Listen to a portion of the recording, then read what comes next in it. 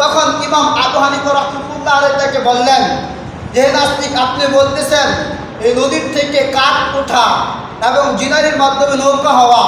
এবং এমনিতে আলকাতরা লাগানো,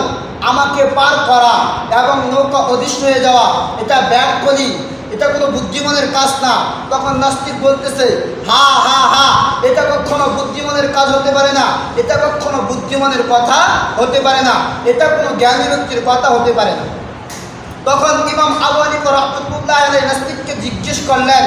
যে একটা নৌকা, সাধারণ একটা নৌকা যদি নদীর থেকে এমনিতে হতে পারে না, কাঠ যদি এমনিতে না হতে পারে,